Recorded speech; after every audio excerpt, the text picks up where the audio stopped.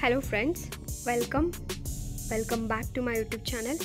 So ಇವತ್ತಿನ video ಒಳಗೆ ನಾವು KS ಮೇನ್ಸ್ದೊಳಗೆ ಅರ್ಹತಾ ಪತ್ರಿಕೆಗಳು ಏನು ಕಂಪಲ್ಸರಿ ಕನ್ನಡ ಮತ್ತು ಕಂಪಲ್ಸರಿ ಇಂಗ್ಲೀಷ್ ಏನು ಪೇಪರ್ ಇರ್ತೈತಲ್ಲ ಅದ್ರ ಒಂದು ಸಿಲೆಬಸ್ನ ನಾವು ಇನ್ ಡೀಟೇಲ್ಡಾಗಿ ಈ ಒಂದು ವಿಡಿಯೋ ಒಳಗೆ ನೋಡೋಣ. ಸೊ ಇನ್ನವರೆಗೂ ಯಾರು ಚಾನಲ್ಗೆ ಸಬ್ಸ್ಕ್ರೈಬ್ ಆಗಿಲ್ಲ ದಯವಿಟ್ಟು ಚಾನಲ್ಗೆ ಸಬ್ಸ್ಕ್ರೈಬ್ ಆಗಿರಿ ಮತ್ತು ಸಪೋರ್ಟ್ ಮಾಡಿರಿ.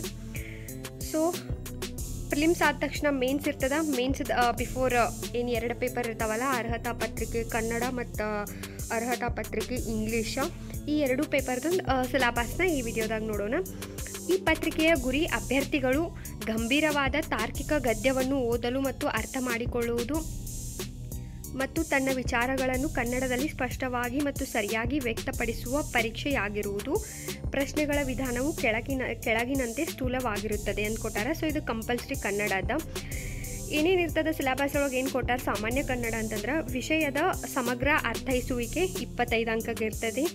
ಆಮೇಲೆ ಪದಪ್ರಯೋಗ 25 ಅಂಕ, ವಿಷಯ ಸಂಕ್ಷೇಪಣೆ 25 ಅಂಕ, ಪದಜ್ಞಾನ 25 ಅಂಕ, ಲಘು ಪ್ರಬಂಧ 25 ಅಂಕ ಆ್ಯಂಡ್ ಇಂಗ್ಲೀಷಿನಿಂದ ಕನ್ನಡಕ್ಕೆ ಭಾಷಾಂತರ ಟ್ರಾನ್ಸ್ಲೇಷನ್ ಇರ್ತೈತಿ 25 ಮಾರ್ಕ್ಸಿಗೆ.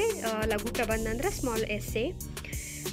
ಇಷ್ಟು ಸಾಮಾನ್ಯ ಕನ್ನಡ ಕಡ್ಡಾಯ ಕನ್ನಡ ಪತ್ರಿಕೆ ಏನಿರ್ತೈತಲ್ಲ ಅದರ ಒಂದು ಸಿಲೆಬಸ್ ಐತಿ. ದೆನ್ ಅರ್ಹತಾ ಪತ್ರಿಕೆ ಇಂಗ್ಲೀಷ್. ಸೊ ಇಲ್ಲೇ ಇಂಗ್ಲೀಷ್ ಒಳಗೆ ಕಾಂಪ್ರಹೆನ್ಷನ್ ಆಫ್ ಗಿವನ್ ಪ್ಯಾಸೇಜಸ್, ನೀಡಲಾದ ವಾಕ್ಯ ವೃಂದಗಳ ವ್ಯಾಪಕತೆ. ಸೊ ಅಂದ್ರೆ ಈಗ ಪ್ಯಾಸೇಜ್ ಕೊಟ್ಟಿರ್ತಾರೋ ಪ್ಯಾಸೇಜ್ ಕೆಳಗನ ಕ್ವಶನ್ಸ್ ಆನ್ಸರ್ನ ಅಲ್ಲೇ ಪ್ಯಾಸೇಜ್ ಒಳಗಿಂದ ಸರ್ಚ್ ಮಾಡಿ ಬರೆಯೋದಿರ್ತೈತಲ್ಲ ಆ ಥರ ಕಾಂಪ್ರಹೆನ್ಷನ್ ಏನಿರ್ತೈತಲ್ಲ ರೀಡಿಂಗ್ ಕಾಂಪ್ರಹೆನ್ಷನ್ನ ಅದು 25 ಅಂಕಗಳಿಗೆ ಇರ್ತದೆ.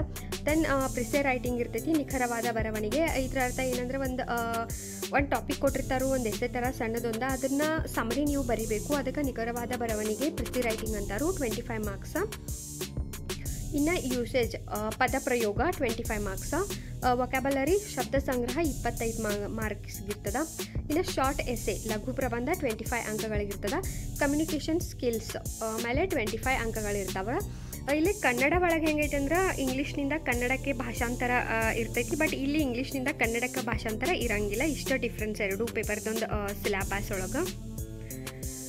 ಸೊ ಈ ಒಂದು ಸಿಲೆಬಸ್ನ ನೋಟ್ ಮಾಡ್ಕೊಡ್ರಿ ಅಥವಾ ಸ್ಕ್ರೀನ್ಶಾಟ್ ತೊಗೊಳ್ರಿ, ನೆನ್ಪಿಟ್ಕೊಂಡು ಪ್ರಿಪ್ರೇಷನ್ನ ಮಾಡಿರಿ. ಎಷ್ಟೋ ಜನ ಏನು ಮಾಡ್ತಾರಂದ್ರೆ ಕಡ್ಡಾಯ ಕನ್ನಡ ಕಡ್ಡಾಯ ಇಂಗ್ಲೀಷ್ನ ಹೆವಿ ನೆಗ್ಲೆಕ್ಟ್ ಮಾಡ್ತಾರೆ. ಸೊ ಆ ಥರ ಮಾಡ್ಲಿಕ್ಕೆ ಹೋಗ್ಬೇಡ್ರಿ. ಇನ್ ಕೇಸ್ ನೀವು ಈ ಪೇಪರ್ ಒಳಗೆ ಏನಾರ ಕ್ವಾಲಿಫೈ ಆಗಲಿಲ್ಲ ಅಂದ್ರೆ ನೆಕ್ಸ್ಟ್ ರಿಮೈನಿಂಗ್ ನಿಮ್ಮ GS ಪೇಪರ್ಗಳ ಚೆಕ್ ಆಗಂಗಿಲ್ಲ. ಹೀಗಾಗಿ ಈ ಪೇಪರ್ಗಳಿಗೆ ಪ್ರಿಪೇರ್ ಆಗೋದನ್ನು ಈಕ್ವಲಿ ಇಂಪಾರ್ಟೆಂಟ್ ಅದ. ಸೊ ನೆಕ್ಸ್ಟ್ ವಿಡಿಯೋ ಒಳಗೆ ನಾನು ಮೇನ್ಸ್ ಆಗಿರ್ಬೋದು ಆ್ಯಂಡ್ ಪ್ರಿಲಿಮ್ಸದೊಂದು ಸಿಲೆಬಸ್ನ ನಿಮ್ಮ ಜೊತೆ ಶೇರ್ ಮಾಡ್ತೇನೆ. ವಿಡಿಯೋ ಇಷ್ಟ ಆತಂದ್ರೆ ಲೈಕ್ ಮಾಡಿರಿ, ಶೇರ್ ಮಾಡಿರಿ. ನೆಕ್ಸ್ಟ್ ವಿಡಿಯೋಗೆ ಸಿಗೋಣ. Thank you.